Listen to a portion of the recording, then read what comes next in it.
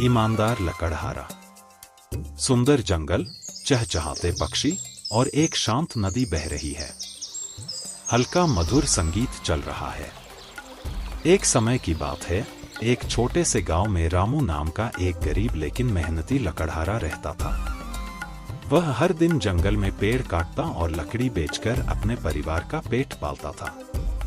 रामू पसीना पोंछता है और पेड़ काटता है। वह खुश होकर लकड़ी इकट्ठा करता है। एक दिन जब वह नदी के पास लकड़ी काट रहा था, उसके हाथ पसीने से गीले हो गए और उसका कुल्हाड़ी उसके हाथ से फिसलकर नदी में गिर गई। कुल्हाड़ी पानी में गिरती है, छपाक की आवाज आती है। रामू घबराकर देखता है।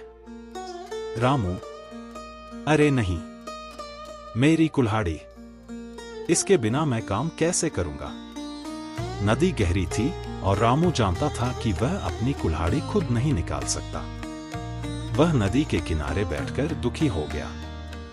नदी में से एक चमकदार रोशनी निकलती है और एक सुंदर जल देवी प्रकट होती है। जल देवी, हे लकड़हारे, तुम इतने दुखी क्यों हो? रामू विनम्रता से झुकते हुए, हे देवी, मेरी कुल्हाड़ी नदी में गिर गई है। उसके बिना मैं अपने परिवार का पेट नहीं पाल सकता। देवी मुस्कुराती हैं और नदी में समा जाती हैं। कुछ ही क्षणों में वे एक सुनहरी कुल्हाड़ी लेकर वापस आती हैं। जल देवी, क्या यह तुम्हारी कुल्हाड़ी है? रामू सिर हिलाते हुए, नहीं देवी, यह बहुत सुंदर है, लेकिन यह मेरी कुल्हाड़ी नहीं है। देवी फिर से पानी में जाती हैं और इस बार एक चांदी की कुल्हाड़ी लेकर आती है। जल देवी, क्या यह तुम्हारी कुल्हाड़ी है?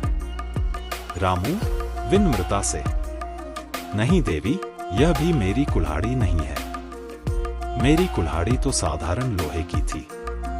देवी मुस्कुराती हैं और तीसरी बार पानी में जाकर रामू की पुरानी कुल्हाड़ी निकालकर लाती है। जल देवी, यह लो तुम्हारी कुल्हाड़ी। रामू खुशी से झूम उठता है। रामू, धन्यवाद देवी, यही मेरी कुल्हाड़ी है।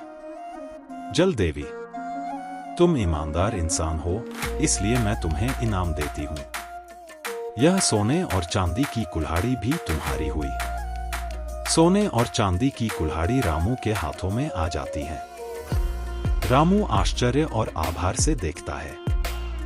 रामू विनम्रता से, धन्यवाद देवी, मैं इन कुल्हाड़ियों को सहेज कर रखूंगा, लेकिन मेरे लिए मेरी ईमानदारी ही सबसे बड़ा इनाम है। रामू खुशी खुशी घर लौटता है। दृश्य धीरे धीरे सूरज के डूबने की ओर जाता है। इस तरह ईमानदार लकड़हारे को उसकी कुल्हाड़ी के साथ सोने और चांदी की कुल्हाड़ी भी मिली। उसकी ईमानदारी ने उसे बड़ी खुशी और समृद्धि दिलाई।